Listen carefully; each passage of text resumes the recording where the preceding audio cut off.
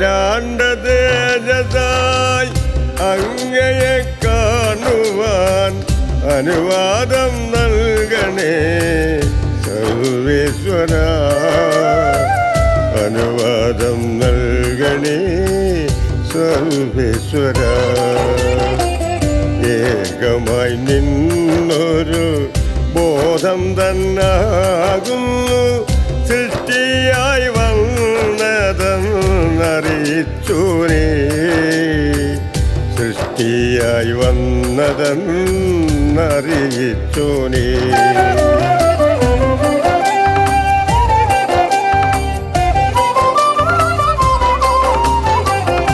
സൃഷ്ടിയിൽ ബോധത്തെ ഓടിവവിപ്പിക്കാൻ അവതാരമായി വന്ന തമ്പുരാനേ. അവതാരമായി വന്ന തമ്പുരാനേ.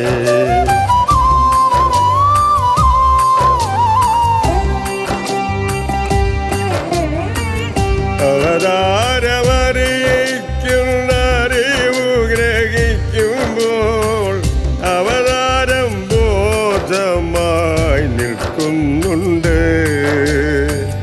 അവതാരം ബോധമായി നിൽക്കുന്നുണ്ട്.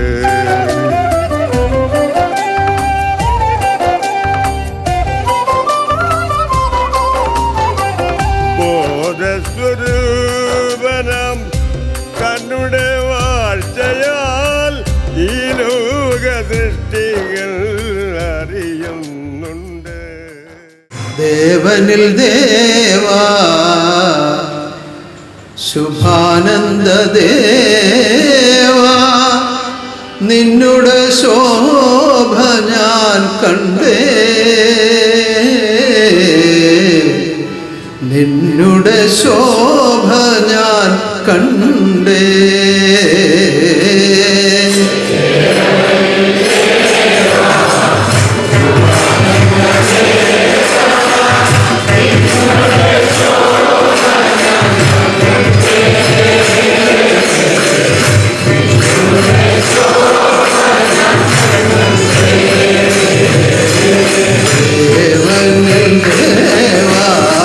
ശുഭാനന്ദ ദേവാ നിന്നുടെ ശോഭ ഞാൻ കണ്ടേ. നിന്നുടെ ശോഭ ഞാൻ കണ്ടേ.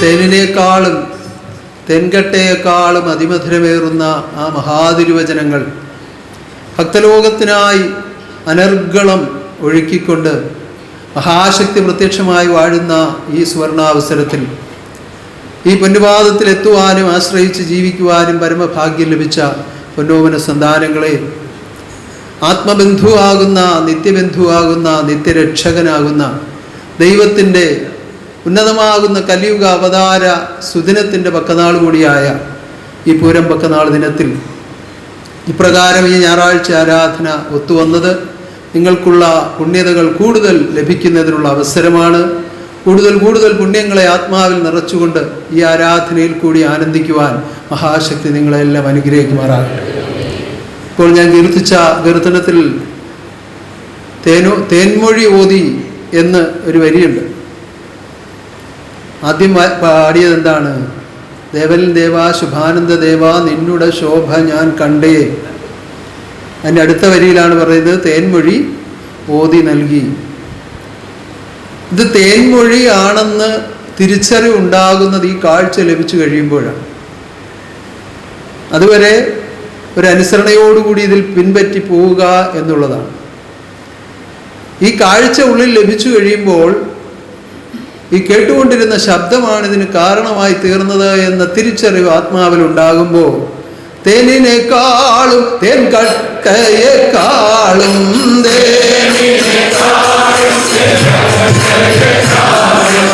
അതിമധുരം എൻ്റെ ഗുരുവിൻ്റെ തിരുമൊഴി.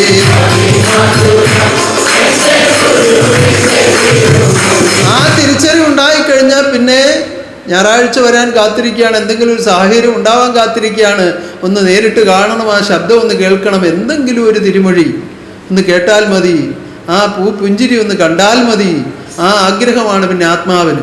ലോകത്തിലുള്ള നശ്വരമായ ഒരു വസ്തുക്കളോടും അതിലുപരിയായ ഒരു ബന്ധമോ സ്നേഹമോ ആഗ്രഹമോ ആ ആത്മാവിന് ഉണ്ടാവുകയില്ല. എന്താ കാരണം? ആത്മാവിൻ്റെ മറ മാറിയിട്ടാണ് ഈ തെളിച്ചം ഉണ്ടാകുന്നതും കാഴ്ചയുണ്ടാകുന്നതും. ആ മറയാണ് നമ്മൾ ലോകത്തിലേക്ക് കൂടുതൽ ബന്ധമുണ്ടാക്കുന്നത്. മറ മാറിക്കഴിഞ്ഞാൽ ലോകത്തോടുള്ള ബന്ധം കുറയുകയാണ്. സാക്ഷാലുള്ള സുഖം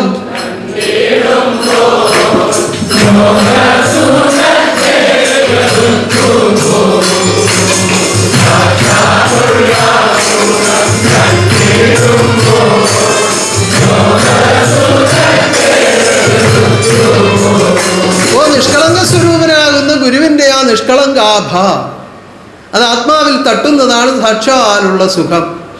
ആ സുഖം ലഭിച്ചു കഴിഞ്ഞാൽ പിന്നെ ലോകസുഖത്തോട് നമുക്ക് അധികമായ ബന്ധമുണ്ടാകുന്നില്ല. ലോകം മുഴുവൻ നെട്ടോട്ടം ഓടിക്കൊണ്ടിരിക്കുന്നത് ലോകത്തിൻ്റെ സുഖത്തിന് വേണ്ടിയാണ്. ലോകത്തിൽ നിന്ന് ലഭിക്കുന്ന ക്ഷണികമായ സുഖത്തിന് വേണ്ടിയാണ് ലോകം നെട്ടോട്ടം ഓടിക്കൊണ്ടിരിക്കുന്നത്. ആ സുഖത്തെ വർദ്ധിപ്പിക്കുവാനുള്ള ഉപായങ്ങളാണ് ശാസ്ത്രലോകം പോലും കണ്ടുപിടിച്ചുകൊണ്ടിരിക്കുന്നത്. പക്ഷേ അതിനെല്ലാം ഉള്ളടക്കമായ ഒരു വസ്തുവുണ്ട്. യഥാർത്ഥമായ സുഖമുണ്ട്, യഥാർത്ഥമായ ശക്തിയുണ്ട്, യഥാർത്ഥമായ ആകർഷണമുണ്ട്, യഥാർത്ഥമായ ശബ്ദമുണ്ട്. ഇതൊക്കെ തിരിച്ചറിയുവാൻ കഴിയുന്നത് ഈ കാഴ്ച ആത്മാവിലെത്തുമ്പോൾ മാത്രമാണ്. അതുകൊണ്ട് നിഷ്കളങ്ക സ്വരൂപനാകുന്ന ഗുരുവിൻ്റെ പ്രകാശം അതാണ് നമുക്ക് അറിവായി നിയമമായി ലോകത്തിലേക്ക് അവതരിപ്പിച്ചു തന്നിരിക്കുന്നത്. സൂര്യൻ്റെ പ്രകാശത്തിൽ കൂടി നമ്മൾ സൂര്യനെ കാണുന്നത് പോലെ, അല്ലെങ്കിൽ ഒരു വിളക്കിൻ്റെ വെളിച്ചത്തിലൂടെ നമ്മൾ വിളക്ക് കാണുന്നത് പോലെ, ഏത് പ്രകാരത്തിൽ വേണമെങ്കിൽ നിങ്ങൾക്ക് ചിന്തിക്കാം. ഇതുപോലെ ഗുരുവിൽ നിന്ന് അവതരിപ്പിക്കപ്പെട്ടിരിക്കുന്ന അറിവും നിയമങ്ങളും ആചരിച്ച് ഗുരുവിനെ നമുക്ക് കാണാൻ കഴിയും. ആ കാഴ്ചയാണ് ഉണ്ടാവേണ്ടത്. ആ കാഴ്ച ഉണ്ടായെങ്കിലേ നമുക്ക് പരിപൂർത്തീകരണം ഉണ്ടാവുകയുള്ളൂ. പൂർണ്ണത നൽകുവാനാണ് പൂരമായി വന്നിരിക്കുന്നത്. അതുകൊണ്ട് ഈ പൂരപ്പക്കനാളിൽ ഒത്തുചേർന്ന് ആത്മാർത്ഥതയോടുകൂടി അന്യമായ ഒരു വിചാരങ്ങളും ഇതിനുള്ളിൽ ആരുടെയും ഹൃദയത്തിൽ വന്നു ഭവിക്കാതെ ഏകചിന്തയോടുകൂടി ആശ്രയിച്ചിരുന്നു കൊണ്ട് ആരാധിക്കുക. മഹാശക്തി നിങ്ങളെ ദർശിക്കട്ടെ, ആനന്ദിപ്പിക്കട്ടെ. പ്രത്യക്ഷ ദൈവമേ, പ്രത്യക്ഷ ദൈവമേ,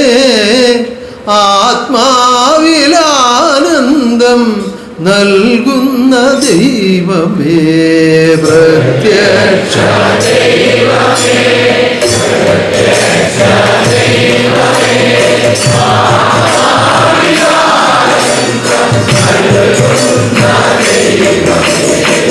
പ്രത്യക്ഷ ദൈവമേ, പ്രത്യക്ഷ ദൈവമേ, ആത്മാവിലാനന്ദം നൽകുന്ന ദൈവമേ, പ്രത്യക്ഷ ദൈവമേ, പ്രത്യക്ഷ ദൈവമേ,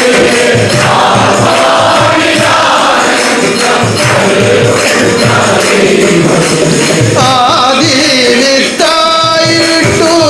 ആദിവിത്തായിട്ടുദിച്ചോരു ദൈവമേ,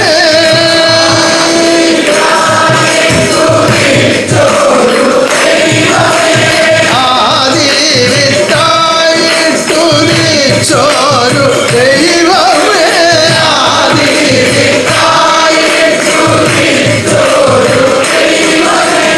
അഖിലാണ്ട സൃഷ്ടികൾ ചെയ്യുന്ന ദൈവമേ,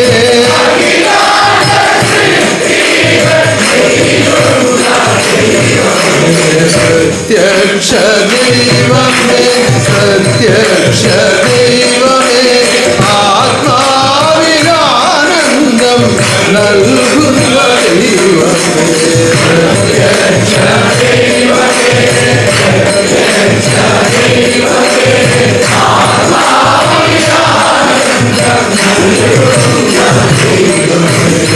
പ്രത്യക്ഷ ജ്ഞാനങ്ങളെ പ്രത്യക്ഷീകരിച്ച് പ്രത്യക്ഷ ദൈവത്തിന്റെ പ്രത്യക്ഷ രൂപത്തെ ആത്മാവിൽ പ്രത്യക്ഷീകരിക്കുന്ന ആ സദ്ഗുരുവിന്റെ വാഴ്ചയാണ് ശുഭാനന്ദ നാമത്തിൽ നിങ്ങൾ അനുഭവിച്ചുകൊണ്ടിരിക്കുന്നത്. ദൈവത്തിന്റെ പ്രത്യക്ഷത ആത്മാവിന്റെ രൂപമായ അനുഭവമാക്കുവാനുള്ള വാഴ്ച, ദൈവത്തിന്റെ പ്രത്യക്ഷതയെ ആത്മാവിന്റെ രൂപമായ അനുഭവമാക്കുക, അഥവാ അവതാര രൂപത്തെ അകതാരിൽ തെളിയിക്കുവാനുള്ള വാഴ്ച, അഥവാ അവതാര തിരുരൂപത്തെ അകതാരിൽ തെളിയിക്കുവാനുള്ള തിരുവാഴ്ച. അവതാരം അറിയിക്കുന്ന അറിവാണ് പ്രത്യക്ഷ ജ്ഞാനം. അവതാരം അറിയിക്കുന്ന അറിവാണ് പ്രത്യക്ഷ ജ്ഞാനം. ആ ശബ്ദവും ശക്തിയും ജ്ഞാനവും ആനന്ദവുമുള്ള തന്റെ തിരുവചനങ്ങൾ, ശബ്ദവും ശക്തിയും ജ്ഞാനവും ആനന്ദവുമുള്ള ഭഗവാന്റെ തിരുവചനങ്ങൾ അത് ആത്മാവിലേക്ക് കടന്നു കഴിയുമ്പോൾ ആത്മാവിൽ വെളിച്ചമുണ്ടാകുന്നു. ആ ആത്മാവ് സ്വയം പ്രകാശമാകുന്നു. ആ സ്വയം പ്രകാശത്തിൽ കൂടി സ്വയം പ്രകാശ സ്വരൂപനാകുന്ന ഗുരുവിനെ കാണുന്നു. ആ കാഴ്ചയിൽ എത്തിക്കുവാനാണ് ഈ പരിശ്രമം നടത്തിക്കൊണ്ടിരിക്കുന്നത്. കാണണം കാണണം ഭഗവാനെ എന്നുള്ളിൽ കാണാൻ കൊതിച്ചിടുന്നേ, കാണണം കാണണം ഭഗവാനെ എന്നുള്ളിൽ കാണാൻ കൊതിച്ചിടുന്നേ, കാണുവാനുള്ളൊരു ഉൾക്കാഴ്ച നൽകുവാൻ ഭക്തിയായി പ്രാർത്ഥിക്കുന്നേ,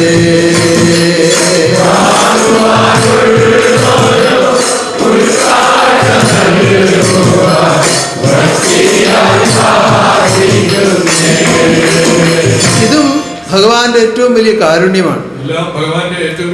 ഈ കീർത്തനവും ഭഗവാന്റെ കാരുണ്യമാണ്. ഭഗവാൻ ഇതെല്ലാം കാണുന്ന വസ്തുവാണ്. തനിക്കിനി കാണാനായിട്ടൊന്നുമില്ല. ഭഗവാനാണ് നമുക്ക് ഈ കീർത്തനം പാടിത്തരുന്നത്. കാണണം കാണണം ഭഗവാനെ എന്നുള്ളിൽ. അപ്പോൾ ആർക്ക് വേണ്ടിയാണ് പാടുന്നത്?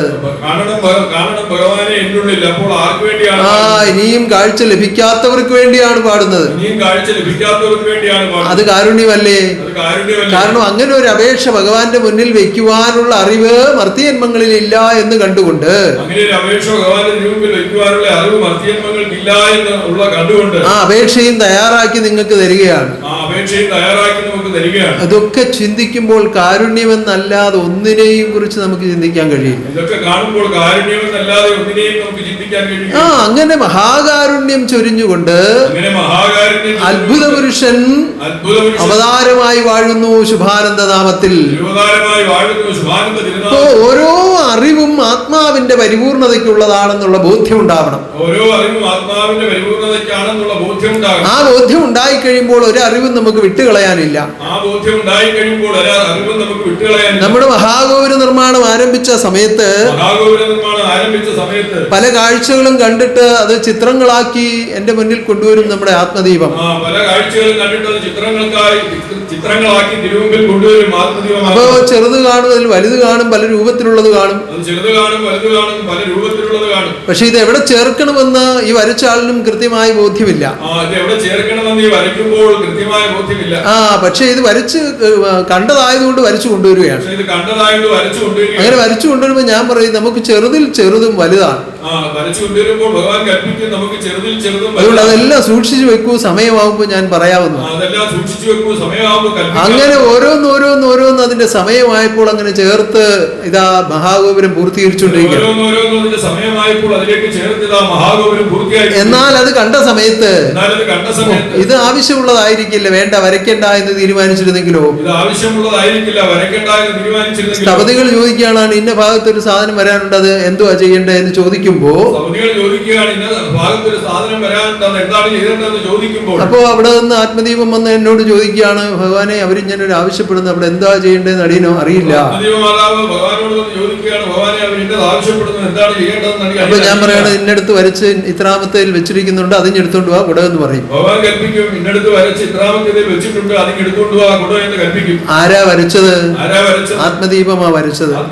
പക്ഷേ അറിയില്ല ഇത് എന്തിനു വേണ്ടി വരപ്പിച്ചു എന്ന് അപ്പോഴും ബോധ്യമില്ല. എന്നാൽ ബോധ്യമില്ലാത്തത് കൊണ്ട് ഇത് ഉപേക്ഷിക്കാഞ്ഞത് കൊണ്ടല്ലേ അത് ആവശ്യമുള്ളപ്പോൾ ഉപയോഗിക്കാൻ കഴിഞ്ഞത്. ഇതുപോലെ ഗുരുവിൽ നിന്ന് ലഭിക്കുന്ന ഓരോ അറിവും അങ്ങനെ കൃത്യമായി പെറുക്കി സൂക്ഷിച്ചു വെച്ച് ആത്മാവിൽ കരുതി ജീവിക്കുവാൻ കഴിയുന്നവർക്ക് മാത്രമേ തത്വഗുണങ്ങളുടെ പൂർണ്ണസ്വരൂപനാകുന്ന ഗുരുവിന്റെ രൂപത്തെ കാണുവാൻ കഴിയുള്ളൂ. കൃത്യമായി പെറുക്കി വെച്ച് ഹൃദയത്തിൽ സൂക്ഷിക്കുന്നവർക്ക് മാത്രമേ തത്വഗുണസ്വരൂപനാകുന്ന ഗുരുവിന്റെ പൂർണ്ണരൂപത്തെ കാണുവാൻ കഴിയൂ. ഈ പറയുന്ന ഓരോ അക്ഷരങ്ങളും തത്വങ്ങളാണ്. ഓരോ വാക്കുകളും തത്വങ്ങളാണ്. ഓരോ വാചകങ്ങളും തത്വങ്ങളാണ്.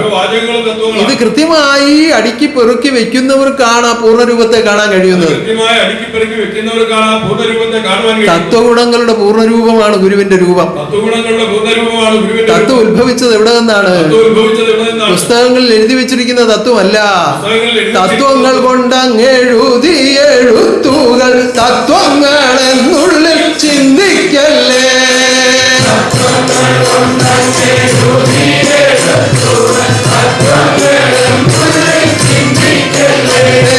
തത്വങ്ങൾ തന്നൂടെ ഉത്സ്വരൂപൻ ഗുരു തത്വങ്ങളായതിൽ നിന്നുണ്ടാകും.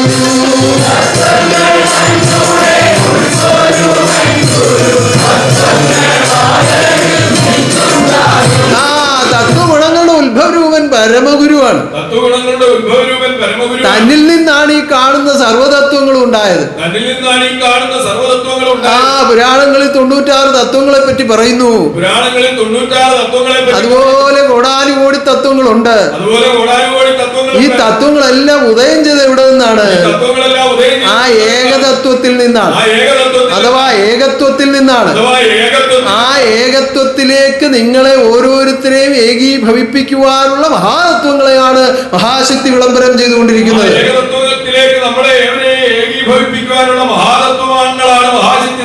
അതാണ് പറഞ്ഞത്, ഏകത്വമെന്ന ബോധമോ ഏവർക്കും ഒരുപോലെ.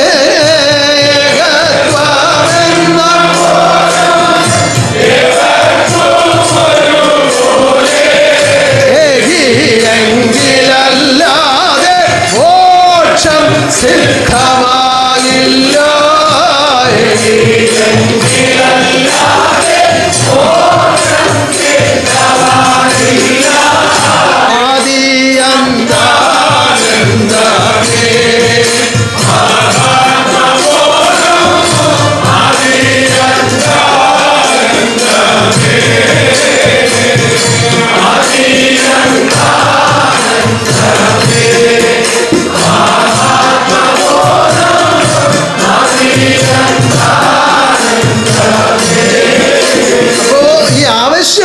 ഓരോരുത്തരിലും ഉണ്ടാവണം. ഈ ആവശ്യബോധം ഓരോരുത്തരിലും ഉണ്ടാകണം. ഈ ഉഴപ്പന്മാരായി അല്ലെങ്കിൽ ഉഴപ്പുന്ന സ്വഭാവമായിട്ട് ജീവിക്കുന്ന രീതി അങ്ങ് മാറ്റണം. ഉഴപ്പന്മാരായി അഥവാ ഉഴപ്പുന്ന സ്വഭാവമായി ജീവിക്കുന്ന ജീവിതം എങ്ങനെയെങ്കിലുമൊക്കെ കാലക്ഷേപം ചെയ്യുക, എങ്ങനെയെങ്കിലുമൊക്കെ കാലക്ഷേപം ചെയ്യുക. അങ്ങനെയല്ല ജീവിക്കേണ്ടത്. നമുക്ക് നമ്മളോടൊരു ഉത്തരവാദിത്വം ഉണ്ടാവും. നമുക്ക് നമ്മളോടൊരു ഉത്തരവാദിത്വം. ആ ഉത്തരവാദിത്വമാണ് ആത്മീയത്തിലും ഭൗതികത്തിലും നമ്മളെ വിജയിപ്പിക്കുന്നത്. ആ ഉത്തരവാദിത്വമാണ് ആത്മീയത്തിലും ഭൗതികത്തിലും നമ്മളെ വിജയിപ്പിക്കുന്നത്. ഒരിക്കൽ എൻ്റെ ഒരു ആത്മബന്ധു എന്നോട് ഒരു തമാശ രൂപത്തിൽ പറഞ്ഞതാണെങ്കിലും അതിനകത്തൊരു സത്യമുണ്ട്. ദൈവവിശ്വാസികളായവരുടെ ഭവനത്തിൽ പോയി ചില കാര്യങ്ങളിൽ ഏർപ്പെടുമ്പോൾ സമയത്തിനും കാലത്തിനും ഒന്നും ചെയ്തു തീർക്കാനും കഴിയില്ല, വേണ്ടതുപോലെ കാര്യം പൂർത്തിയാവത്തുമില്ല. എന്നാൽ ഈ രാഷ്ട്രീയവും മറ്റു കാര്യങ്ങളും ഒക്കെ ആയിട്ട് നടക്കുന്നവർക്ക് സമയബന്ധിതമായി തീർക്കണമെന്നൊക്കെ ഒരു തീരുമാനവും പറഞ്ഞ വാക്ക് പാലിക്കണമെന്നും ആ പറഞ്ഞ കൂലി കൊടുക്കണമെന്നും ഒക്കെ ഒരു നിർബന്ധം ഉണ്ടാവും. ദൈവവിശ്വാസികളപ്പോ എന്ത് പറയും? 10 രൂപ കുറച്ചാ കൂലി കൊടുക്കുന്നേ പറയും. ആളിങ്ങനെ തിരിച്ചു നോക്കിടാം, 100 രൂപ അടുത്ത് 90 തന്നുള്ളല്ലോ. ദൈവം നിനക്ക് ഇന്ന് അത്രേ വിധിച്ചുള്ളൂ, നീ കൊണ്ടുപോക്കോ. എന്ത് ചെയ്താലും ദൈവത്തിന്റെ പുറത്താണ്. ഇപ്പൊ സമയത്തിനൊരു കാര്യത്തിന് പോകാൻ ഇറങ്ങി സമയം താമസിച്ചു, അപ്പൊ എന്ത് പറയും? ദൈവം നമുക്ക് നിശ്ചയിച്ച സമയം ഇതാണ്, ഈ സമയത്ത് അങ്ങ് പോയാൽ മതി. എല്ലാം ദൈവത്തിന്റെ തോളയിലോട്ട് അങ്ങ് വെക്കുക. ആ വിശ്വാസമല്ല വേണ്ടത്. കൃത്യനിഷ്ഠയോടും സത്യസന്ധതയോടും കൂടി ജീവിക്കുവാനാണ് ശുഭാനന്ദാവതാര ലോകത്തെ പഠിപ്പിച്ചുകൊണ്ടിരിക്കുന്നത്. ഇപ്പോ സത്യസന്ധമായ ജീവിതം കൃത്യനിഷ്ഠയോടുകൂടി അനുഷ്ഠിക്കുമ്പോൾ സത്യസ്വരൂപനാകുന്ന ഗുരുവിന്റെ രൂപം അകതാൽ തെളിഞ്ഞു കാണാൻ പറ്റും. ഇപ്പൊ അകതാരിൽ ഉരുവാകും ശുഭാനന്ദ രൂപം എന്ന് പാടിയാൽ മതിയാവുകയില്ല. അത് കാണണം. എങ്ങനെ കാണണം? തെളിഞ്ഞു കാണണം. എവിടെ കാണണം? അകമേ കാണണം. പുറമേ നമ്മൾ തിരഞ്ഞു നടന്നാൽ ഇത് കാണുന്നതല്ല. ലോകത്തിൽ എവിടെ തേടിയാലും ഈ വസ്തുവിനെ കിട്ടുകയില്ല. കിട്ടും എപ്പോൾ? അവനവനിൽ ഇത് കണ്ടു കഴിയുമ്പോൾ. അവനവന്റെ ആത്മസ്വരൂപമായി പരമാത്മരൂപത്തെ കണ്ടു കഴിഞ്ഞാൽ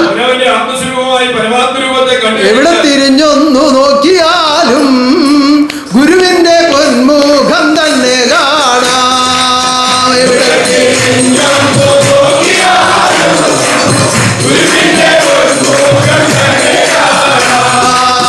എവിടെ തിരിഞ്ഞൊന്നു നോക്കിയാലും ഗുരുവിന്റെ പൊന്മുഖം തന്നെ കാണാം.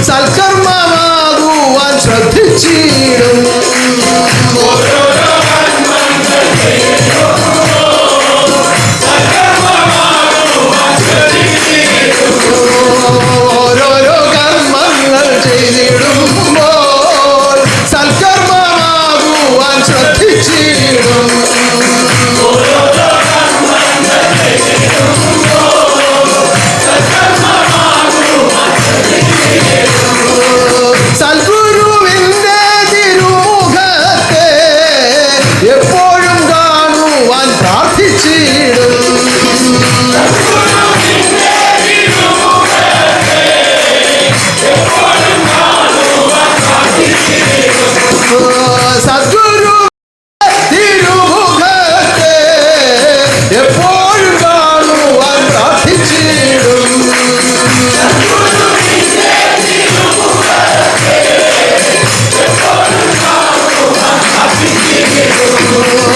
എല്ലാം അറിയുന്ന അറിവു ഗുരു എല്ലാവരിലും സ്ഥിതി ചെയ്യുന്നു.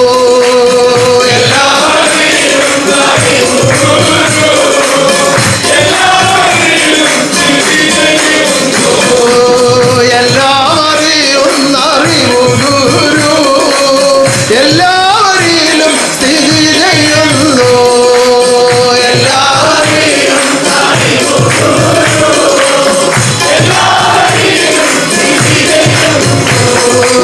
സ്നേഹമായി ബന്ധമായി ആത്മപ്രശോഭയായി ആത്മാക്കളിൽ സദാ വാണിടുന്നു.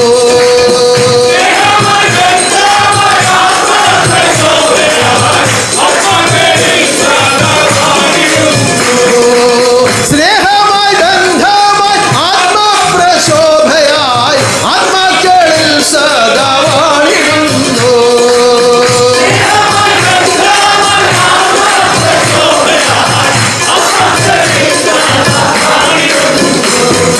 അതെങ്ങനെയാകുമ്പോഴാണ് ഈ കാഴ്ച ഉണ്ടാകുന്നത്?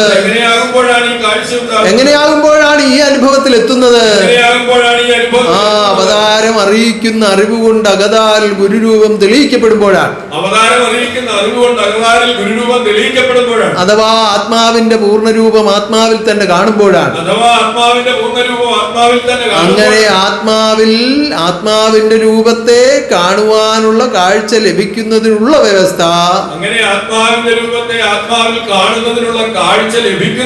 അഥവാ ആത്മബോധം ഉദിക്കുന്നതിനുള്ള വ്യവസ്ഥ. ഇതാ ആത്മനാഥൻ ലോകത്തിലേക്ക് ഇറങ്ങി വന്ന ആത്മബോധോദയ സംഘത്തിൽ കൂടി നിങ്ങൾക്ക് ദാനം ചെയ്തുകൊണ്ടിരിക്കുകയാണ്. ഇത് മഹാഭാഗ്യമാണെന്ന് തീരുമാനിക്കുന്നവരൊന്ന് കൈയടിച്ചു കേട്ടാൽ മതി. ആത്മബോധോദയ സംഘം എന്നും ആത്മലോകത്തിന്റെ രക്ഷയ്ക്കായുണ്ട്, രക്ഷയ്ക്കായുണ്ട്. ആത്മബോധോദയ സംഘം, ആത്മബോധോദയ സംഘം എന്നും ആത്മലോകത്തിന്റെ രക്ഷയ്ക്കായുണ്ട്, രക്ഷയ്ക്കായുണ്ട്.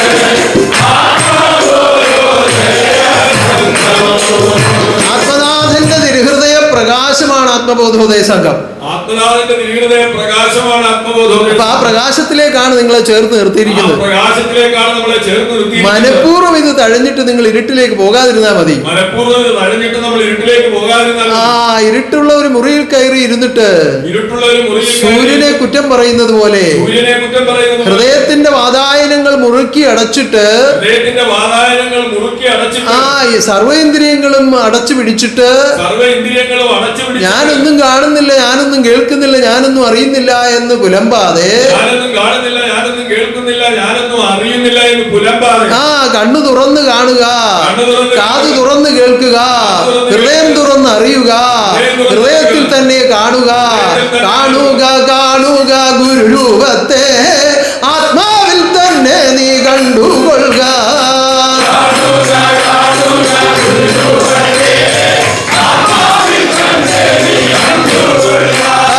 കാണുക കാണുക ഗുരുരൂപത്തെ ആത്മാവിൽ തന്നെ നീ കണ്ടുകൊള്ളുക.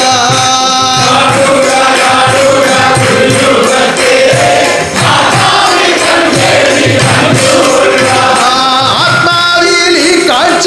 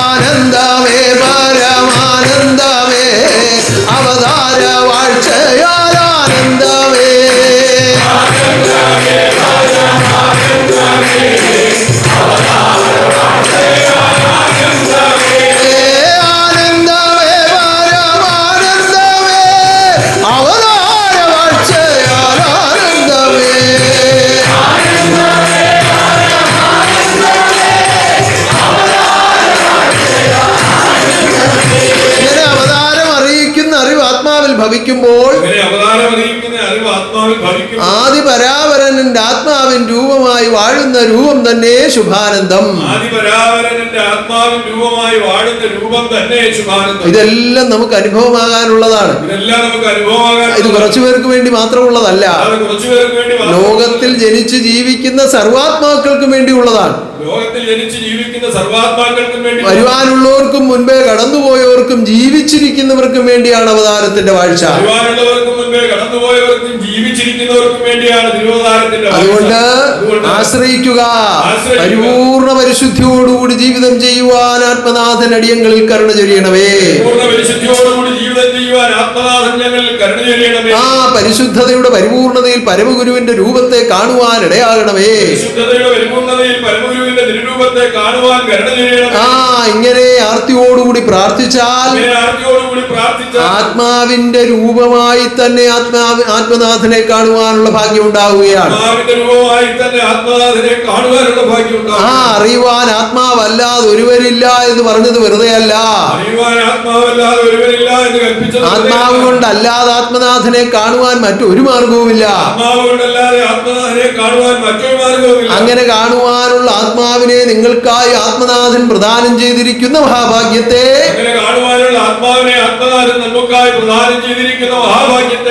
നഷ്ടമാക്കാതെ എപ്പോഴും സൂക്ഷിച്ച് ജീവിക്കുക. മഹത്വം, ഭാഗ്യം, സ്വസ്ഥത ഗുരുവിങ്കിലേക്ക് തിരികെ എത്തിക്കുവാൻ വേണ്ടി ജീവിക്കുക. സൃഷ്ടിലോകത്തിന്റെ ഉത്ഭവം മഹത്വം, ഭാഗ്യം, സ്വസ്ഥതയ്ക്ക് വേണ്ടിയാണ്. അത് സൃഷ്ടിയിൽ കൂടി സൃഷ്ടാവിലേക്ക് എത്തേണ്ടതാണ്. അപ്പോഴാണ് സൃഷ്ടിലോകത്തിന്റെ പൂർത്തീകരണം സംഭവിക്കുന്നത്. അങ്ങനെ സൃഷ്ടിയുത്ഭവ കാരണരൂപനാകുന്ന ഗുരുവിന്റെ തിരുഹൃദയത്തിലേക്ക്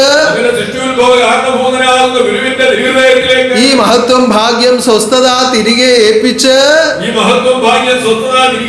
സ്വസ്ഥമായി തീരുവാൻ, അഥവാ സമ്പൂർണമായി തീരുവാൻ, അഥവാ ശുഭാനന്ദമായി തീരുവാൻ ജഗദീശ്വരൻ നിങ്ങളെല്ലാം അനുഗ്രഹിക്കുമാറാകട്ടെ. ആവർത്തനർത്ഥങ്ങൾ കൂടാതെ, ദുഃഖദുരിതങ്ങൾ കൂടാതെ, മഹാരോഗങ്ങളിൽ പെട്ടുപോകാതെ ഉന്നതമായ ജീവിതം നയിക്കുവാനുള്ള വ്യവസ്ഥയാണ് ഈശ്വരൻ ദാനം ചെയ്തിരിക്കുന്നത്. ഇടക്കാലത്ത് ഇവിടെ വന്ന് ചേർന്നവരും വളരെ കാലം മറ്റ് വിശ്വാസങ്ങളിൽ ജീവിച്ചിരുന്നവരും അക്കാലത്ത് ചെയ്തു പോയ കുറവുകളൊക്കെ ഉണ്ടാവാം. ജന്മങ്ങളിൽ ചെയ്തു പോയ കുറവുകൾ ഉണ്ടാവാം. ഇതൊക്കെ പരിഹരിക്കാനുള്ള ഏകമാർഗമാണ് ജന്മാന്തര ജ്ഞാനം. ആ ജന്മാന്തര ജ്ഞാനത്തെ കരസ്ഥമാക്കി അതിനെ വീണ്ടും വീണ്ടും ചിന്തിച്ചുറപ്പിച്ച് അതിൽ വ്യവസ്ഥപ്പെടുത്തിയിരിക്കുന്ന നിയമപ്രകാരം ജീവിക്കുക. അപ്പോഴാണ് ഈ പറഞ്ഞ സൗഭാഗ്യങ്ങളെല്ലാം നിങ്ങൾക്ക് അനുഭവമാകുന്നത്. പിന്നെ നമുക്ക് ദുഃഖമില്ല. ഒരു കാരണവശാലും ദുഃഖം മനസ്സിലേശുകയില്ല. എന്തുകൊണ്ട്? ദുഃഖമറിയാത്ത ഈശ്വരൻ നിന്റെ ആത്മാവിന്റെ രൂപമായി തീർന്നിരിക്കുന്നു. ഈ സൂര്യന്റെ മുൻപിലേക്ക് എത്ര ഇരുട്ടഴിച്ചു വിട്ടു എന്ന് പറഞ്ഞാൽ ഇരുട്ട് ഈ സൂര്യനെ ബാധിക്കാത്തതുപോലെ സ്വയം പ്രകാശമായി തീർന്ന ആത്മാവിലേക്ക് ലോകദുഃഖങ്ങൾ ബാധിക്കുകയില്ല. അങ്ങനെ ദുഃഖമറിയാത്ത ജീവിതം ചെയ്യുവാൻ, അത്തലറിയാത്ത ജീവിതം ചെയ്യുവാൻ, ആനന്ദരൂപനോട് ചേർന്ന് ജീവിക്കുവാൻ മഹാശക്തി നിങ്ങളിൽ ഉൾക്കരണ ചൊരിയുമാറാകട്ടെ. ഇപ്പോൾ നമ്മുടെ കുഞ്ഞുങ്ങൾ പറഞ്ഞ സാക്ഷിയിൽ ചിലർക്കൊക്കെ ചില തമാശയായിട്ടാ തോന്നിയെങ്കിലും നമ്മുടെ കുഞ്ഞുങ്ങൾ പലരും ചിട്ടയിലല്ല ജീവിതം ചെയ്യുന്നത്. ആ ചിട്ടയായ ജീവിതത്തിലേക്കുള്ള ഉൾപ്രേരണ കൊടുക്കേണ്ടത് മാതാപിതാക്കളാണ്. അങ്ങനെ ജീവിക്കുമ്പോൾ ഉണ്ടാകുന്ന സൗഭാഗ്യങ്ങളാണ് അവർ വർണ്ണിച്ചത്. അതുകൊണ്ട് നിങ്ങളുടെ ഭവനങ്ങളിൽ ഇനിയും എന്തെങ്കിലും പുനഃക്രമീകരണം ആവശ്യമായിട്ടുണ്ടെങ്കിൽ എത്രയും വേഗം ക്രമീകരിക്കാൻ ഞാൻ അറിയിക്കുകയാണ്. അത് സ്വയം പരിശോധിച്ച് മനസ്സിലാക്കാൻ കഴിയുന്നില്ല എങ്കിൽ അറിവുള്ളവരോട് ചോദിച്ച് മനസ്സിലാക്കുക.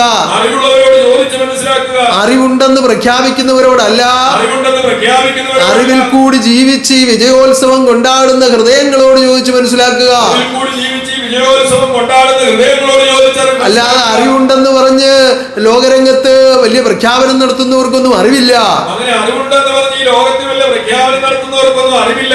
ഈ ആദർശത്തിന്റെ പേരിൽ തന്നെ പല വിധത്തിലുള്ള കാര്യങ്ങൾ നടത്തുന്നുണ്ട്. ഈ ആദർശത്തിന്റെ പേരിൽ തന്നെ പല വിധത്തിലുള്ള കാര്യങ്ങൾ നടത്തുന്നുണ്ട്. അതിൽ പലരെയും പരിശോധിക്കുമ്പോൾ ഒരു വിധത്തിലും അറിവോ നിയമമോ അവർക്കില്ല എന്ന് ബോധ്യപ്പെടുന്നുണ്ട്. അങ്ങനെ പലരെയും പരിശോധിക്കുമ്പോൾ ഒരു വിധത്തിലുള്ള അറിവോ നിയമമോ അവർക്കില്ല എന്ന് ബോധ്യപ്പെടുന്നു. അങ്ങനെയുള്ളവരിൽ നിന്ന് ഒന്നും നിങ്ങൾക്ക് സ്വീകരിച്ചാൽ പ്രയോജനപ്പെടുകയില്ല. അങ്ങനെയുള്ളവരിൽ നിന്ന് ഒന്നും നമുക്ക് സ്വീകരിച്ചാൽ പ്രയോജനപ്പെടുകയില്ല. വിളഞ്ഞ വിത്ത് മാത്രമേ കിളിർത്ത് ഫലമുണ്ടാക്കുകയുള്ളൂ. വിളഞ്ഞ വിത്ത് മാത്രമേ കിളിർത്ത് ഫലമുണ്ടാക്കൂ. വിളയാത്ത വിത്ത് മങ്കായി പോവുകയുള്ളൂ. വിളയാത്ത വിത്ത് മങ്കായി പോകും. അതുകൊണ്ട് അനുഭവജ്ഞാനികളാകുന്ന അവരിൽ നിന്ന് ഓരോന്നും സ്വീകരിക്കാൻ നിങ്ങൾ തയ്യാറാവുക. അനുഭവജ്ഞാനമാണ് അതിരുചിയും കൗതുകവും ഉണ്ടാക്കുന്നത്. അങ്ങനെ അനുഭവജ്ഞാനം മറ്റുള്ളവരിലേക്ക് പകർത്തുവാൻ നിങ്ങൾ ഓരോരുത്തരും അനുഭവ ഗുണമുള്ളവരായി തീരുവാൻ ഈശ്വരൻ അനുഗ്രഹിക്കട്ടെ. ഉന്നതമായ ആദർശത്തെ ഈ ലോകത്തിൽ നട്ടുപിടിപ്പിക്കുവാൻ മഹാത്യാഗം സഹിച്ച പൊന്നുതിരുമേനിയുടെ ത്യാഗപരിപൂർണമായ അത്ഭുത വാഴ്ച ആ പൂരം നക്ഷത്രത്തിൽ ജാതമായ തിരുവുടലാണ് തന്റെ അത്ഭുത വാഴ്ച നടത്തിയത്. ആ പുണ്യപൂരത്തിന്റെ പക്കനാൾ ദിനം കൂടിയാണിന്ന്. അതിന്റെ പ്രത്യേകതകളൊക്കെ നിങ്ങൾക്ക് അനുഭവമായിട്ടുണ്ട്. ഈ ആരാധനയിൽ കൂടി അത് അനുഭവമായി എന്ന് സമ്മതിക്കുന്നവരൊന്ന് കൈയടിച്ചു കേട്ടാൽ കൊള്ളാം. പൂരം പോലെ ഒരു പുണ്യദിനമോ, പൂരം പോലെ പൂരം പോലെ ഒരു പുണ്യദിനമോ,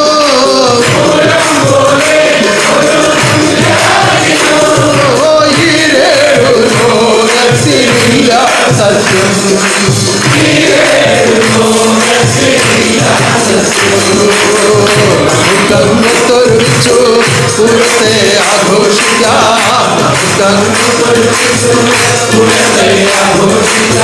പുണ്യവാനായ ദൈവം അവതാരമായ ദിനം, ഉന്നതനാകുന്ന ദൈവം അവതാരമായി വന്ന ഈ സുദിനം, ഇത് പൂർണ്ണപൂരമാണ്. ആത്മാവിൽ പൂർണ്ണത നിറയ്ക്കുവാനുള്ള ദിനമാണ്.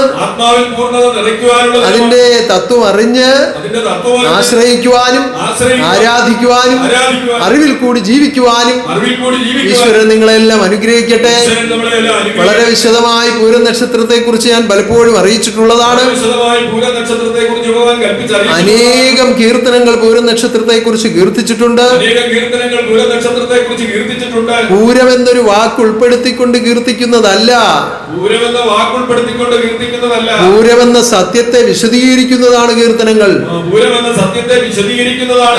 മഹാസത്യം ഉദയമായി വന്ന ദിനമാണ് പൂരം. അതുകൊണ്ടാണ് ഇതുപോലൊരു ദിനം വേറെയില്ല എന്ന് പറയുന്നത്. അവതാരങ്ങൾ അനവധി ലോകത്തിൽ സംഭവിച്ചിട്ടുണ്ട്. ഓരോരോ സാഹചര്യങ്ങളിൽ ഓരോരോ കാര്യനിവൃത്തിക്ക് വേണ്ടി അനേകം അവതാരങ്ങൾ സംഭവിച്ചിട്ടുണ്ട്. എന്നാൽ സമ്പൂർണ്ണ മോക്ഷം ദാനം ചെയ്യുവാൻ ഒറ്റ അവതാരമേ വന്നിട്ടുള്ളൂ. അതേതാണ്? കുറച്ചെന്ന് പറഞ്ഞേ. കലിയുഗ അവതാരം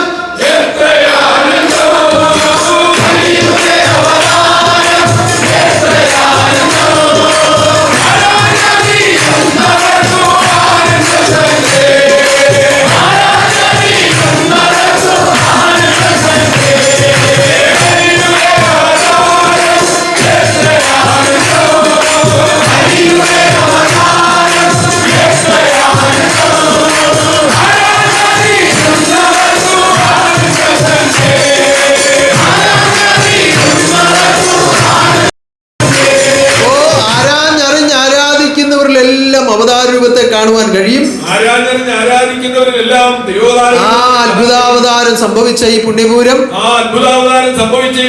എല്ലാവരും വളരെ ശ്രദ്ധയോടുകൂടി പുലർത്തി ജീവിതം ചെയ്യുക. ഈ പൂരം എന്ന് പറയുമ്പോൾ മഹാസത്യമാണെന്ന് ഞാൻ അറിയിച്ചു. പൂരം അറിയിക്കുന്നതും തെളിയിക്കുന്നതും സത്യമാണ്.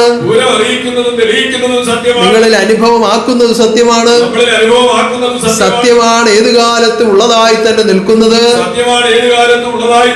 ആ ഉള്ളതായി ഉള്ള രൂപത്തെ ഉള്ളതുപോലെ തെളിയിക്കുവാൻ ഉള്ളവൻ വന്ന ദിനമാണ് പൂരം. അതുകൊണ്ട് അതിനും അതിൻ്റെതായ പ്രാധാന്യമുണ്ട്. ഇപ്പോൾ നമ്മുടെ പക്കനാൾ സ്തുതി കൂടി ഇതിനോടൊപ്പം നടന്നുകൊണ്ടിരിക്കുകയാണ്. പ്രഭാതം വരെയും അനുഗ്രഹമായി നടത്തപ്പെടട്ടെ.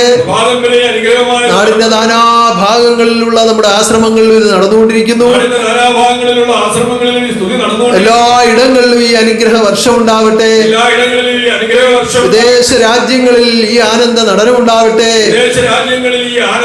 ഉന്നതമായ ജഗദീശ്വരൻ ഉന്നതമായ ആദർശത്തെ ലോകാന്ത്യം വരെ പുലർത്തുന്നതിനായി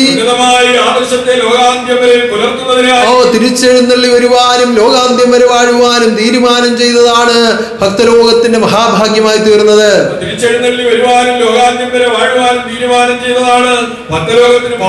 എന്നാൽ ആദ്യ സമയത്ത് ആ അരുളപ്പാട് ഉണ്ടാകുമ്പോൾ വേണ്ട വിധത്തിൽ അതിനെ ഉൾക്കൊള്ളുവാനുള്ള പ്രാപ്തിയും അറിവും ഉള്ളവർ വളരെ കുറവായിരുന്നു. കാരണം അന്ന് അങ്ങനെ ഒരു വാർത്ത അതിനു മുമ്പ് ആരും കേട്ടിട്ടില്ല. പോയിട്ട് വരുമെന്ന് പറഞ്ഞാൽ എങ്ങനെ വരും എന്നുള്ള ചിന്തയാണ് പലർക്കും. കാരണം ക്രിസ്തുദേവൻ പോയിട്ട് വരുമെന്ന് പറഞ്ഞു വന്ന് കണ്ടില്ല. അപ്പൊ ആർക്കും വലിയ വിശ്വാസമൊന്നും തോന്നിയില്ല. എന്നാൽ ശുഭാനന്ദാവതാരം പോയില്ല, എങ്ങും പോയില്ല, ഭഗവാൻ എങ്ങും പോയില്ല, എങ്ങും പോയില്ല, ആത്മലോക രക്ഷയ്ക്കായി ഭൂവിൽ വാഴുന്നു.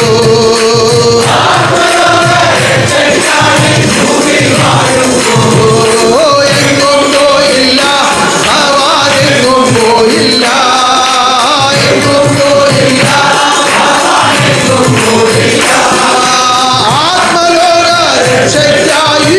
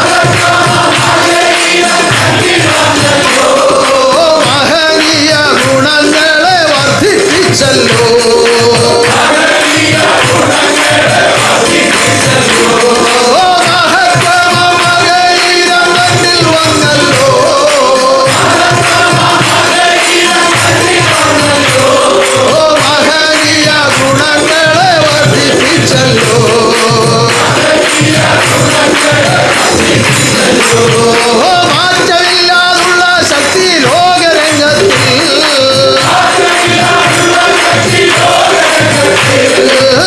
മാറ്റമില്ലാതുള്ള ശക്തി ലോകരംഗത്തിൽ,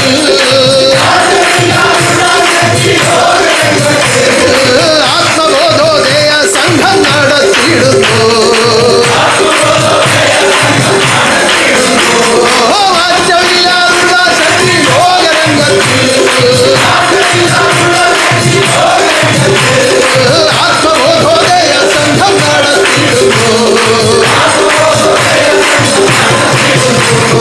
ആത്മാക്കളിൽ ആനന്ദത്തെ ദാനം ചെയ്യുവാൻ, ആത്മാക്കളിൽ ആനന്ദത്തെ ദാനം ചെയ്യുവാൻ, ആത്മാക്കളിൽ ആനന്ദത്തെ ദാനം ചെയ്യുവാൻ, ശുഭാനന്ദ ദേവൻ എന്നും ഭൂമിയിലുണ്ട്. ആത്മാക്കളിൽ ആനന്ദത്തെ ദാനം ചെയ്യുവാൻ, ആത്മാക്കളിൽ ആനന്ദത്തെ ദാനം ചെയ്യുവാൻ,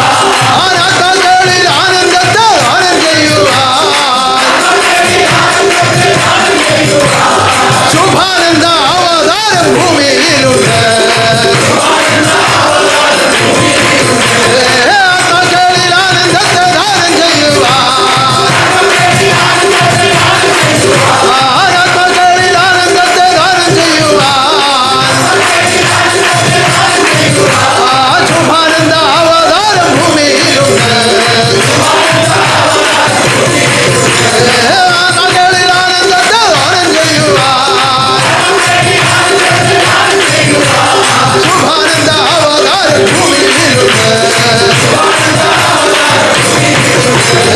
ആനന്ദമേ ആനന്ദമേ ആനന്ദം തന്നെ, ആനന്ദമേ ആനന്ദമേ ആനന്ദം തന്നെ,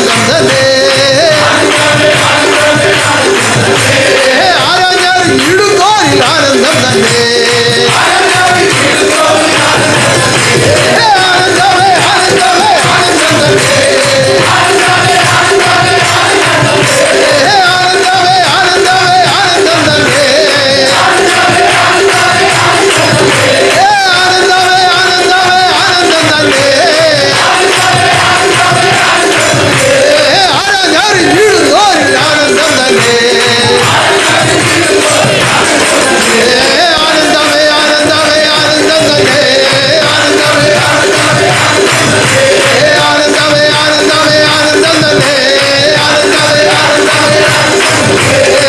ആനന്ദമേ ആനന്ദമേ ആനന്ദം തന്നെ,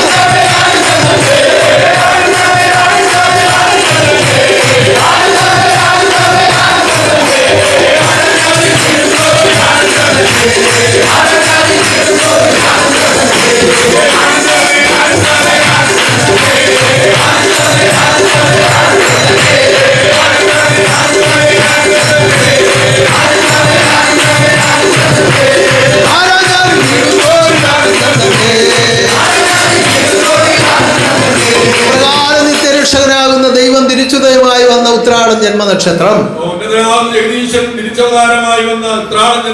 ആ 102ാമത് ഉത്രാടം ജന്മനക്ഷത്ര മഹോത്സവം സമുന്നതമായി ആഡംബരപ്രദമായി ആഘോഷിക്കണമെന്ന് ആഗ്രഹമുള്ളവരെല്ലാം ഒന്ന് കൈയടിച്ചു കേട്ടോ.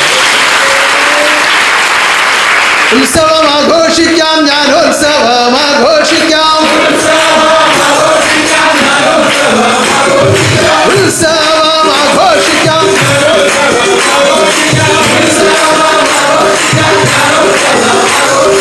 ഉത്രാടം നക്ഷത്രത്തെ ആഘോഷിച്ചാനന്ദിക്കാം, ഉത്സവം ആഘോഷിക്കാം, ജ്ഞാനോത്സവം ആഘോഷിക്കാം, ഉത്രാടം നക്ഷത്രത്തെ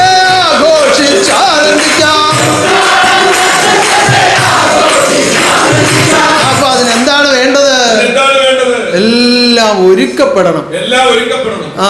നമ്മൾ ദ്വാപരയുഗം പഠിച്ചിട്ടുള്ളവർക്ക് കൃത്യമായിട്ട് അറിയാം. ദ്വാപരയുഗം പഠിച്ചിട്ടുള്ളവർക്ക് കൃത്യമായിട്ട് ഏറ്റവും നന്നായിട്ടുള്ളത് മാത്രമേ ഗുരുവിന്റെ മുൻപിൽ സമർപ്പിക്കാൻ കഴിയൂ. ഏറ്റവും നന്നായിട്ടുള്ളത് മാത്രമേ ഗുരുവിന്റെ മുൻപാകെ സമർപ്പിക്കാൻ. ഉത്സവമാണെന്ന് പറഞ്ഞുകൊണ്ട് കുറെ ഡ്രസ്സും കുറെ കാര്യങ്ങളും കുറെ പൈസയൊക്കെ ആയിട്ട് വന്നാൽ ഉത്സവമാവുകയില്ല. ഉത്സവമാണെന്ന് പറഞ്ഞാൽ ഡ്രസ്സും കുറച്ച് പൈസയൊക്കെ ആയിട്ട് വന്നു കഴിഞ്ഞാൽ ഉത്സവമാവുകയില്ല. 2-3 ദിവസം ഇവിടെ കഴിഞ്ഞു കൂടണമല്ലോ എന്ന് വിചാരിച്ച് ഒരുങ്ങി ഇഞ്ഞു വരിക. 2-3 ദിവസം ഇവിടെ കഴിഞ്ഞു കൂടണമെന്ന് ഒരുക്കമല്ല.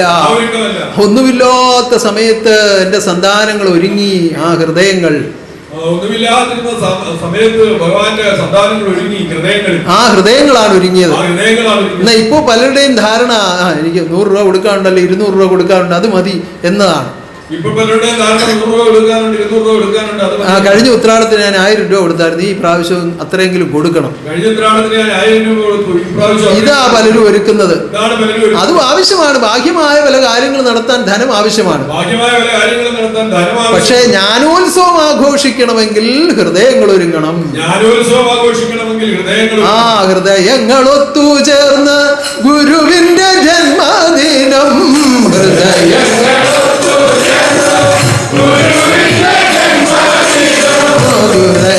ഹൃദയങ്ങളൊത്തുചേർന്ന് ഗുരുവിന്റെ ജന്മദിനം.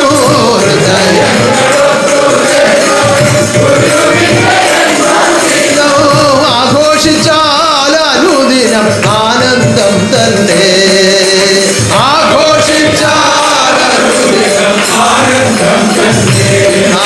ഒരുങ്ങുന്ന ഹൃദയങ്ങളിലാണ് ആനന്ദം ഭവിക്കുന്നത്. അല്ലെങ്കിൽ ഉത്സവത്തിന് വന്ന് ഇങ്ങനെ എല്ലാം കണ്ടു കേട്ടു, ഘോഷയാത്രയ്ക്ക് കൂടി, പ്രകാശയാത്രയ്ക്ക് കൂടി, സമ്മേളനം കേട്ടു, സേവ കേട്ടു, കഥകളി കണ്ടു, ഇതെല്ലാം കണ്ട് എല്ലാം കഴിഞ്ഞു പോകുമ്പോൾ ഇപ്രാവശ്യമേ പഴയ അത്ര അങ്ങോട്ട് 100 നല്ലത് ഇങ്ങനെയൊക്കെ പറയേണ്ടി വരും. ഇവിടെ ഈ ആനന്ദത്തിന് ഒരു കണിക പോലും താഴോട്ട് കുറയ്ക്കാറില്ല. ഒരു വിധത്തിൽ ഇത് കുറയ്ക്കുകയില്ല.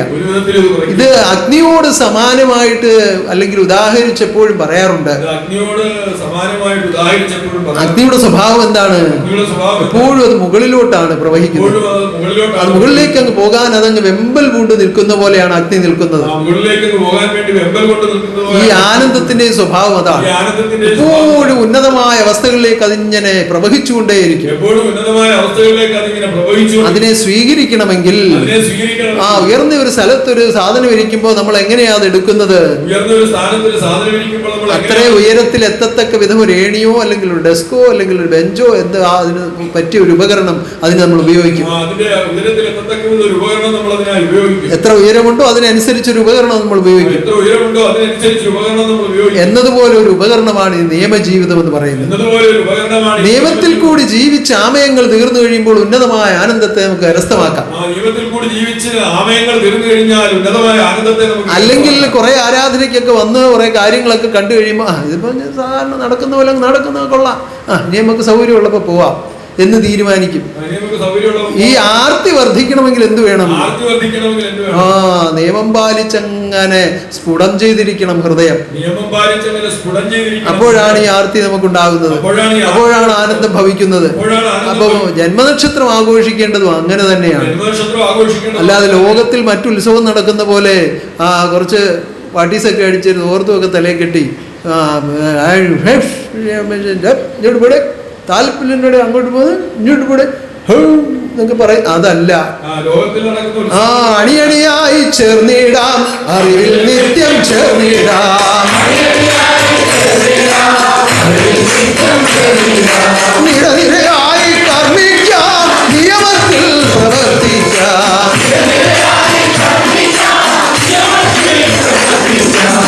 അറിവിന്റെ പരിപൂർണ രൂപനാകുന്ന ഗുരുവിനെയാണ് നമ്മൾ അനുസരിക്കുന്നത്. അനുസരണാബോധത്തോടു കൂടിയാണ് എല്ലാവരും എത്തിച്ചേരേണ്ടത്.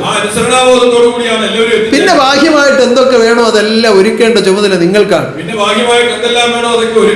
ഇത്ര ആയിരക്കണക്കിന് ആളുകൾ വരുന്നു, അവർക്ക് ഭക്ഷണം കൊടുക്കണം, പാർപ്പിടങ്ങളെല്ലാം ശുദ്ധമാക്കണം, അതുപോലെ സമ്മേളനം നടക്കണം, പ്രകാശയാത്ര നടത്തണം, ഘോഷയാത്ര നടത്തണം, സേവാ കഥകളി എന്ന് വേണ്ട എല്ലാ കാര്യങ്ങളും നടത്തപ്പെടണം. ഇതെല്ലാം നടക്കണമെങ്കിൽ ആരൊരുങ്ങണം? ഭഗവാന്റെ കാര്യമാണിതെന്ന് പൂർണ്ണമായി ബോധ്യമുള്ളവരെന്ന് കൈ ഉയർത്തിക്കണ്ടാകും. ഇപ്പൊ ഭഗവാന്റെ കാര്യം ചെയ്യേണ്ടത് ആരാണ്? ഭഗവാന്റെ കാര്യങ്ങൾ ചെയ്യേണ്ടത് ആരാണ്? ഞാൻ ഒറ്റയ്ക്ക് ഇറങ്ങിയാണോ ഇതെല്ലാം ചെയ്യേണ്ടത്? കായാഭൂമേനീതൻ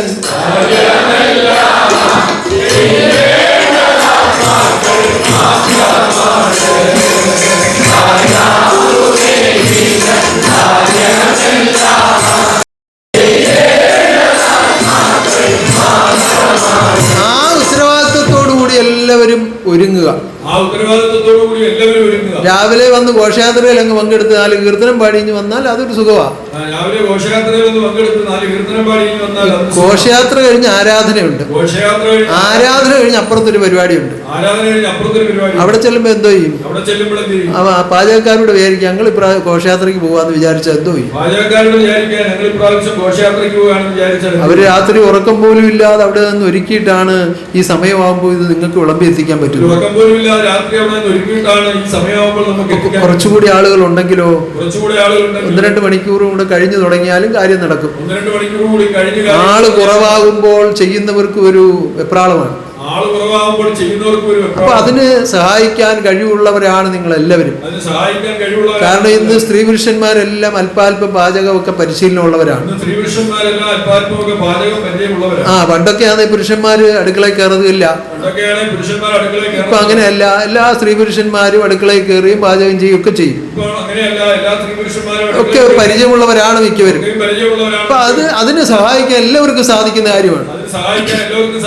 അതിന് സന്നദ്ധതയുള്ളവരൊക്കെ വന്ന് ചേർന്ന് അതിൽ പങ്കെടുക്കുക. അതിൻ്റെതായ ഉത്തരവാദിത്വത്തോടു കൂടി ഒരു സാധനം പോലും നഷ്ടമാക്കാതെ അത് സൂക്ഷിച്ച് പെരുമാറി എല്ലാവരുടെ ഭഗവാൻ നേർച്ചയായി വരുത്തുന്നതാണെന്നുള്ള ഒരു പേടിയോടുകൂടി എല്ലാം കൈകാര്യം ചെയ്യുമ്പോ ആ കൈകാര്യം ചെയ്യുന്ന സമയത്തും നിങ്ങളിലേക്ക് ഗുരുവിന്റെ പ്രസാദമാണ് ഉണ്ടാകുന്നത്. അങ്ങനെ ഇവിടുത്തെ കർമ്മം ചെയ്ത് ആ പ്രസാദം ഭവിച്ചവരാണ് ഇവിടുത്തെ അടിസ്ഥാനപ്പെട്ട് സന്യാസിമാരായി വരുന്നത് പോലും. അങ്ങനെയാണ് നമ്മൾ സന്യാസിമാരുടെ യോഗ്യത എടുക്കുന്ന പോലും അങ്ങനെയാണ്. അല്ലാതെ എത്ര ഡിഗ്രി ഉള്ളവരെ സന്യാസിയാക്കൂ, ഇത്ര വർഷത്തെ പാരമ്പര്യമുള്ളവരെ എടുക്കുകയുള്ളൂ, അങ്ങനെയൊന്നുമില്ല. ആ വരപ്രസാദം ഗുരുപ്രസാദം വരപ്രസാദമായി ലഭിച്ചവരെയൊക്കെയാണ് ഭഗവാൻ സ്വീകരിക്കുന്നത്. അങ്ങനെ ഓരോ കർമ്മങ്ങളിലൂടെ ശുദ്ധീകരിക്കപ്പെടുവാനും ഉന്നതമായ ആനന്ദമുത്രാടം ജന്മനക്ഷത്രത്തിൽ അനുഭവമാകുവാനും എല്ലാം ജഗദീശ്വരൻ ഒരുക്കി ദാനം ചെയ്യുമാറാകട്ടെ. 2 ഘോഷയാത്രകൾ നമുക്ക് ഗംഭീരമായി നടത്തപ്പെടണം. അത് വൻപിച്ച വിജയമാക്കി തീർക്കേണ്ടതും നിങ്ങളുടെ കടമയാണ്. ഒന്ന് ചെന്നിത്തല വാഴക്കൂട്ടം കടവിൽ നിന്ന് ആരംഭിക്കുന്ന ഘോഷയാത്രയും 2 മാവേലിക്കരയിൽ നിന്ന് ആരംഭിക്കുന്ന പ്രകാശയാത്രയും അതിലെല്ലാം പങ്കെടുക്കുവാൻ നിങ്ങൾ എല്ലാം ഒരുങ്ങി എത്തിച്ചേരുക. എല്ലാം ഉന്നതമായ നിലയിൽ നടത്തപ്പെടട്ടെ. മഹാശക്തിയുടെ കാരുണ്യം എല്ലാ കർമ്മങ്ങൾക്കും ഉണ്ടാവട്ടെ. ഉന്നതമായ ആരാധനയിൽ പങ്കെടുക്കുവാൻ പരമഭാഗ്യം ലഭിച്ച നിങ്ങളെല്ലാം ഞാനിതാ വീണ്ടും ദർശിക്കുകയാണ്. എല്ലാ നേർച്ചകളും ഇതാ സ്വീകരിക്കുന്നു. ഉന്നതമായ ആരാധനകളിൽ വീണ്ടും വീണ്ടും വന്ന് പങ്കെടുക്കുവാൻ ഈശ്വരൻ നിങ്ങളെ അനുഗ്രഹിക്കട്ടെ. ആനന്ദത്തിൽ നിന്ന് ആനന്ദത്തിലേക്ക് വളരുവാൻ ഈശ്വരൻ അനുഗ്രഹിക്കട്ടെ. നിത്യാനന്ദ രാജ്യത്തിന് അവകാശികളായി തീരുവാൻ അനുഗ്രഹിക്കട്ടെ. ഇനി നമുക്ക് 27-ാം തീയതി പൂഞ്ഞാർ ശാഖാശ്രമത്തിന്റെ വാർഷികം വരുന്നുണ്ട്. അത് ഉന്നതമായ നിലയിൽ നടത്തപ്പെടുവാൻ നിങ്ങൾ കഴിവിന്റെ പരമാവധി പോയി സഹായിക്കുകയും സഹകരിക്കുകയും ചെയ്യുക. എല്ലാം ഉന്നതമായി നടത്തപ്പെടട്ടെ. ഉന്നതമായ നമ്മുടെ മഹാഗോപുരം അതിന്റെ എല്ലാ സമ്പൂർണതകളോടും കൂടി പൂർത്തീകരിക്കപ്പെടുവാൻ, ചൈതന്യവത്തായി പൂർത്തീകരിക്കപ്പെടുവാൻ, ശുഭാനന്ദ ഗോപുരമായി വിലസുവാൻ ശക്തി പൂർത്തീകരിച്ച് ദാനം ചെയ്യുമാറാകട്ടെ. ഉന്നതമായ അതിന്റെ വ്യവസ്ഥകളെ കാണുവാൻ അറിയുവാൻ മഹാഭാഗ്യം ലഭിച്ച ആത്മദീപത്തെ ആരോഗ്യത്തോടുകൂടി നിലനിർത്തണമേ എന്ന് നമുക്ക് ഉറ്റു പ്രാർത്ഥിക്കാം. അതിൽ പങ്കെടുക്കുന്ന ഓരോരുത്തരെയും ഭക്തരിൽ ആ രാജഗോപാലിനെയും കുടുംബത്തെയും രാജഗോപാൽ ഭക്തനെയും സ്തപതികളെയും ശില്പികളെയും സർവകർമ്മികളെയും ഓർത്തുകൊണ്ട് പ്രാർത്ഥിക്കുകയാണ്. സർവ്വകർമ്മികളെ ഓർത്തുകൊണ്ട് ദേശരാജ്യങ്ങളിൽ ഇരിക്കുന്ന ലോമന സന്താനങ്ങളെ ഓർത്ത് പ്രാർത്ഥിക്കുന്നു. ദേശരാജ്യങ്ങളിൽ ഇരിക്കുന്ന ഭഗവാന്റെ ഓമന സന്താനങ്ങളെ ഇന്നേ ഓർത്ത് ദിവസം വളരെ വിദൂരങ്ങളിൽ നിന്ന് വന്നു ചേർന്നിട്ടുള്ള ഇന്നേ ദിവസം വളരെ വിദൂരങ്ങളിൽ നിന്ന് വന്നു ചേർന്നിട്ടുള്ള ഇതര സംസ്ഥാനങ്ങളിൽ നിന്നും ഒക്കെ വന്നു ചേർന്നിട്ടുള്ള ഇതര സംസ്ഥാനങ്ങളിൽ നിന്നും ഒക്കെ വന്നു ചേർന്നിട്ടുള്ള എന്റെ സന്താനങ്ങളെ ഓർത്തുകൊണ്ട് പ്രാർത്ഥിക്കുന്നു. ഭഗവാന്റെ സന്താനങ്ങളെ ഓർത്തുകൊണ്ട് ഈ ആനന്ദം നഷ്ടമാകാതെ സൂക്ഷിക്കുവാൻ നിങ്ങളെ ഈശ്വരൻ അനുഗ്രഹിക്കട്ടെ. നഷ്ടമാകാതെ സൂക്ഷിക്കുക. എല്ലാവരെയും വീണ്ടും ദർശിക്കുന്നു.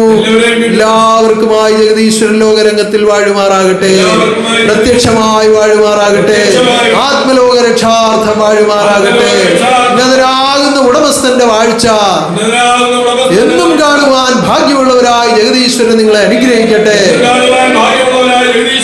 ആത്മത്തിളക്കം കണ്ടന്റെ ആത്മപുരുഷ, ആത്മത്തിളക്കം കണ്ടന്റെ ആത്മപുരുഷ, ആത്മത്തിളക്കം കണ്ടന്റെ ആത്മപുരുഷ, ആത്മത്തിളക്കം കണ്ടന്റെ ആത്മപുരുഷ.